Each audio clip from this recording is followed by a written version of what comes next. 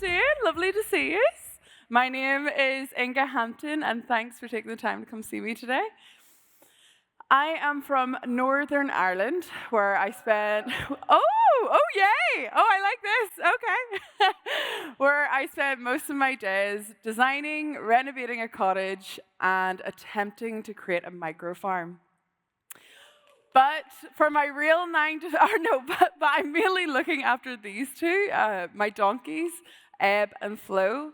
And as you can see, Flo is one of the cutest things that has ever walked this earth. But for my real 9 to 5, I am part of the brand and product design team at Raycast. I am a little bit biased, but it's a class company and productivity tool. If you haven't already, you should definitely check it out. So at Raycast, they gave me the opportunity to make what some might call overcomplicated art in Figma. Back in September, I was creating release media for our Windows waitlist, and for once, I thought, I'm going to record my screen as I do this. And I didn't really think much of it at the time, but whenever I shared the video, it kind of blew up. A little bit like whenever my team open my files and their computers start heavy breathing. But yeah, apparently not everyone draws the way I do. Who knew? Because I definitely didn't. I realized that my messy, chaotic process was something people actually found interesting. So I have a little pre-warning for you before I get into this. What you see next might make you feel just a little bit uncomfortable, but for me, I'm completely unaware.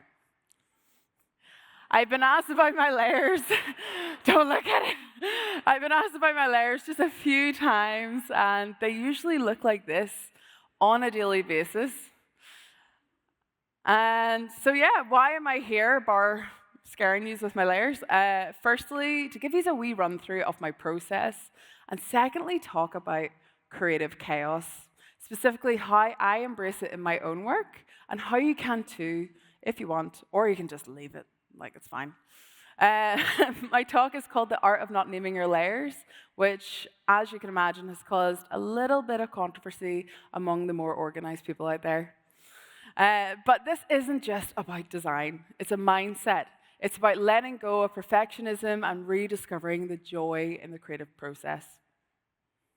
But before I go into why we need to give into the chaos, let me walk through how I actually create something in Figma using my Mac and my trackpad.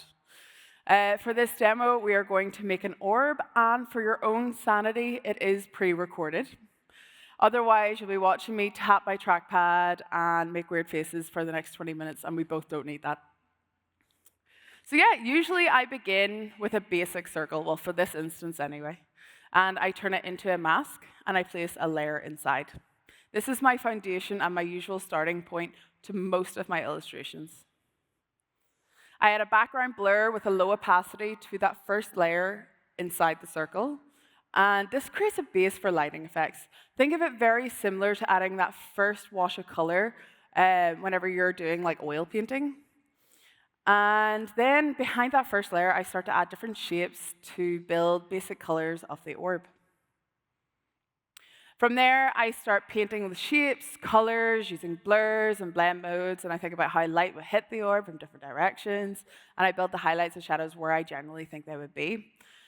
To be honest, most of this is made up. I don't really know what I'm doing when I'm doing this, I'm just doing it. Or I'm like kind of using shapes from a reference. But as you can see, blend modes do most of the work here. I honestly couldn't really tell you when I use each blend mode, but I do know that my most used are lighten, color dodge, and plus darker. But yeah, after we build the base of the shapes of the illustration, I start to add sharper lines to define pinpoints of light. This creates more of a dimension and balance to whatever I'm making. And then I just keep building, like I just keep adding more shit in there, and with light and transparency, I just keep adding. And sometimes I cheat just a little and use full shapes of the blend mode, usually plus darker, to cover all the layers, just to add more intensity and just copy and paste. But yeah, to be honest, the key here is blur. Blur is a superpower. Nothing in the real world is perfectly sharp unless there's something wrong with my eyes and no one is telling me. But there's always some sort of softness or some sort of imperfection. And that is why so much like vector art can just feel a little bit too clean, a little bit fake, even just a tiny blur like a zero point 0.3, depending on your scale, can make a huge difference. It just creates more of an organic, clean, like natural feel. And the same goes for grain. I love grain. I use grain everywhere in my work. I do it too much, but it just ties everything together and helps with color banding, and it just looks nice. And ta-da, there you go. You have an orb. Done. Or I'm going to go now. No, I have more. But yeah, now that you know a little bit of the method to my madness, let's talk about creativity and craft. I personally feel like we are losing touch with craft. Why? I think a big part of it is the pressure to be efficient and perfect all the time. It's just so hard to be so perfect. We live in a world where everything is optimized for speed, whether it's food, fashion, or the tools that we use to create. And while it's great in some ways, it can make us feel like we're failing if we don't produce something in amazing record time. Most creative tools are designed for a single purpose. You have 3D tools, you have illustration tools, you have animation tools, product design tools, note-taking tools, and the list goes on. And they are great for what they do, but they can feel restrictive if you just don't want to work in one way. It's kind of like being handed a hammer and being told you can only make wooden boxes and this is a space for wooden box building only. But what if you wanted to build a house or a sculpture or just smash something up for fun? What if we treated our creative spaces more like a studio for creativity rather than a singular space for a singular purpose? I feel like testing these tools can create new interesting outcomes and ways of thought. And having these fixed patterns push us to have the fear of imperfection or just doing what others see as wrong. I can't tell you how many times I have stared at a blank canvas, whether it's digital or physical, and thought, what if this doesn't work? This is going to be crap. This is just not good. And spoiler, it often doesn't, at least at first. But that's the point. You need to experience the difficult part before it gets good, which is kind of like in all aspects of life. Like if I don't go through this kind of difficult part whenever I start an illustration, it's probably going to end up a little bit shit. But that's because it is supposed to be difficult. That's what makes it human.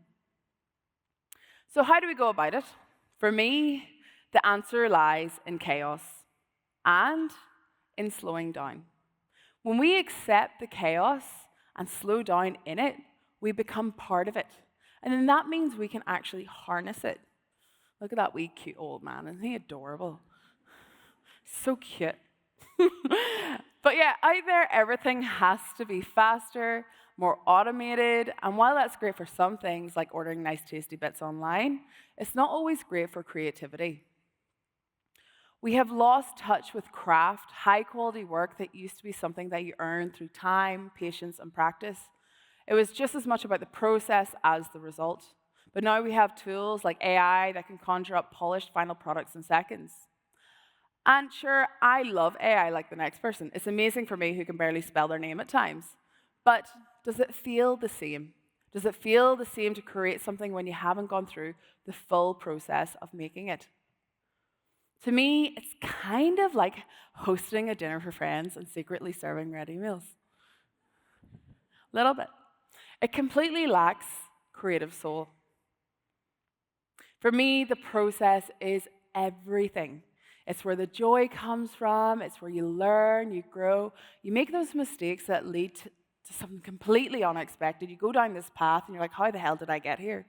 When we remove that process, we're left with a hollow result. Something that might look really, really good, but it just doesn't have the same soul.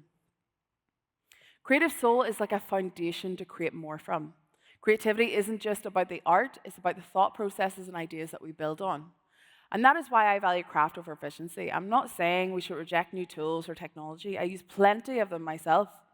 But I think we need to remember that creativity isn't just about the end result, it's about the journey.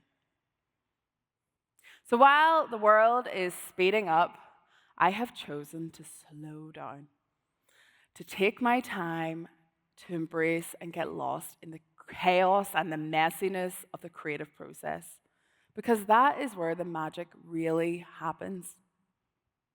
Hence why I have bought a 400-year-old cottage and barn and run after donkeys all day. Like, look at her. I do all this for her so she can live her best life.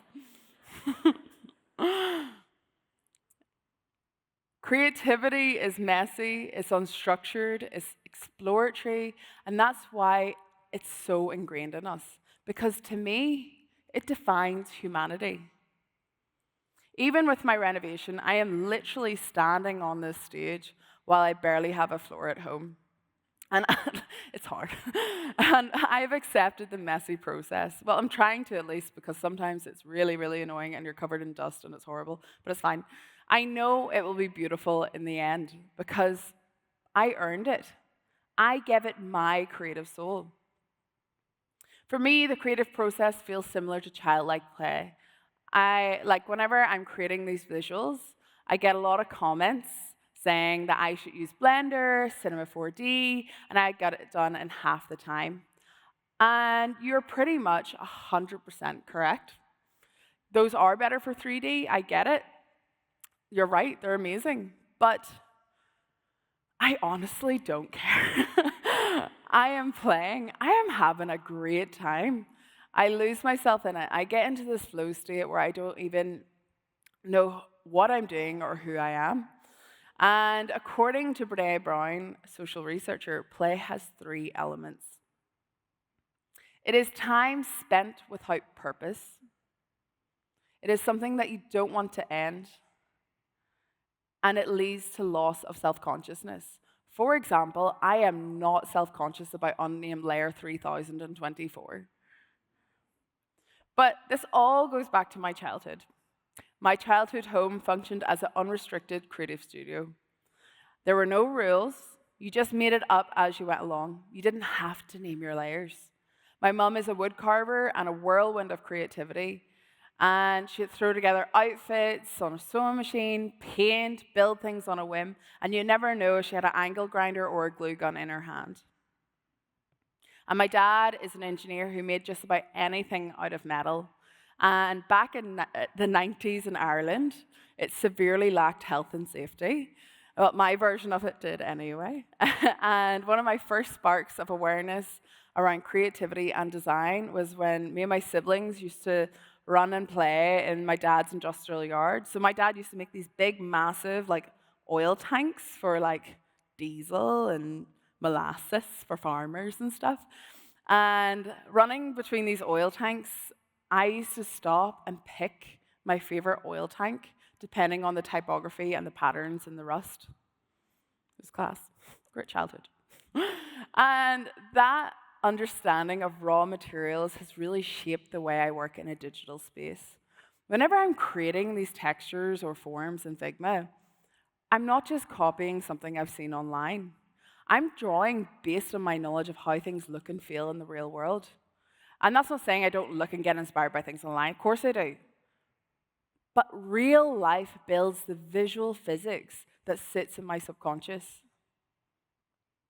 And that is why when I was asked recently when we hosted a Raycast hackathon by Dan, who's actually speaking at the London config, so you should check him out.